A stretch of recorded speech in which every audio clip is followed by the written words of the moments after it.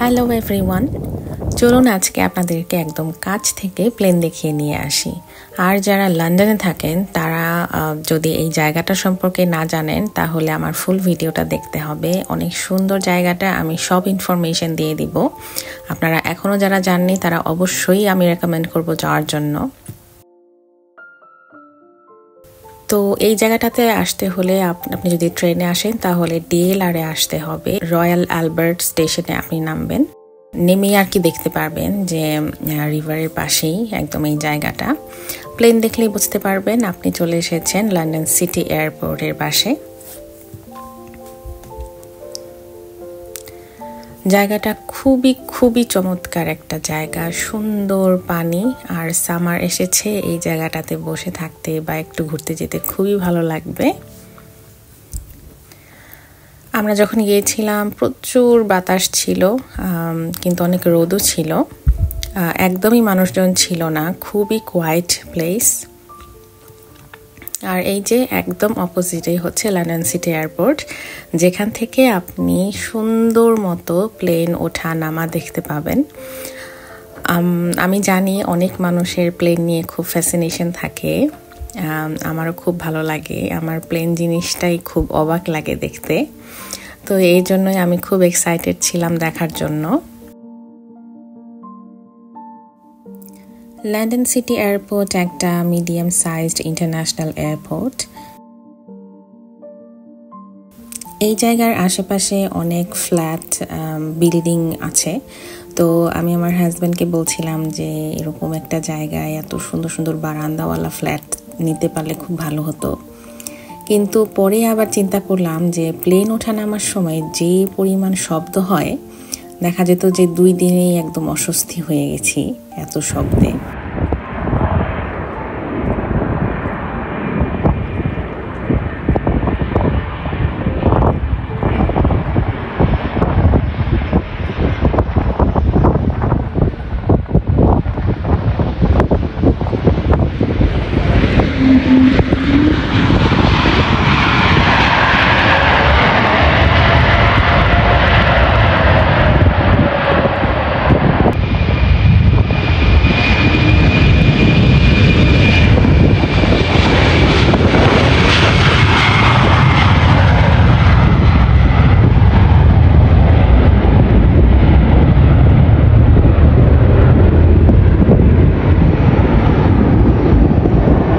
ছোটবেলা থেকে আকাশে প্লেন গেলে এরকম তাকিয়ে দেখতাম যে ওই যে প্লেন যাচ্ছে।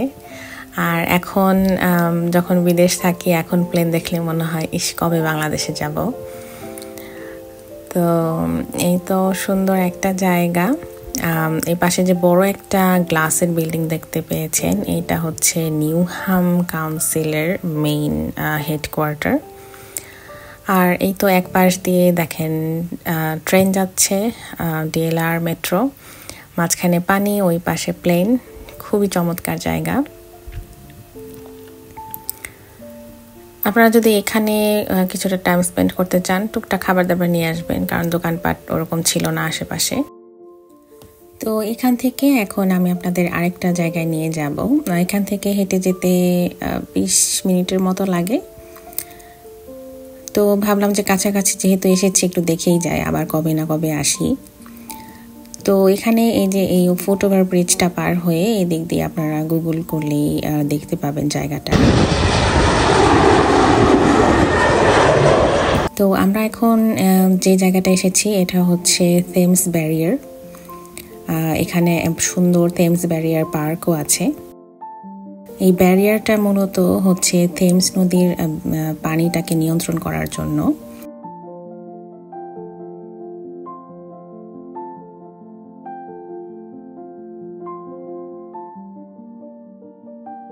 তো এই ব্যারিয়ারটা ওরা বানিয়েছিল 1958-এ।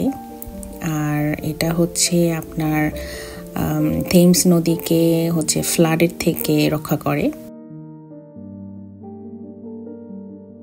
যখন ওরা বুঝতে পারে যে স্টর্ম অথবা ফ্লাড হওয়ার চান্স আছে, তখন হচ্ছে ওরা এই ব্যারিয়ারটাকে ওপেন করে দেয় বা ক্লোজ করে, এরকম করে ওরা হচ্ছে ফ্লাডটাকে নিয়ন্ত্রণ করতে পারে।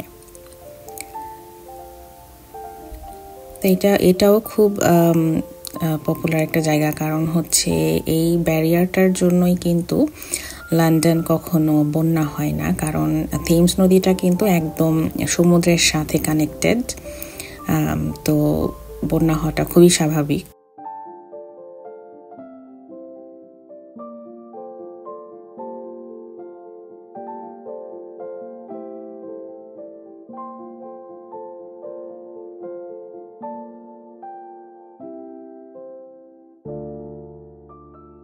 আর এই পার্কের কাছেই কিন্তু আরেকটা ডেলার স্টেশন আছে। তো আপনি যদি ট্রেনে আসেন তাহলে আবার সেই রয়্যাল আলবার্ট স্টেশন পর্যন্ত হেঁটে যেতে হবে না, আপনি এখান থেকেই যেতে পারবেন। এই স্টেশনটার নাম হচ্ছে পন্টন ডক। আর আপনি যদি গাড়িতে আসেন তাহলে তো কথাই নেই। আগেই বলে দিচ্ছি, পন্টন ডক স্টেশনে কিন্তু কোনো লিফট নেই, আমরা পাইনি। তো ডিএলআরটা কিন্তু অনেক উপরে, সিঁড়ি দিয়ে প্রায় 4-5 তলা হবে বিল্ডিংয়ের মতো। তো আশা করি আপনাদের এই ভিডিওটা ভালো লেগেছে। যদি ভালো লেগে থাকে আমার চ্যানেলে একটা সাবস্ক্রাইব করে রাখবেন এরকম আরও সুন্দর সুন্দর জায়গা দেখার জন্য।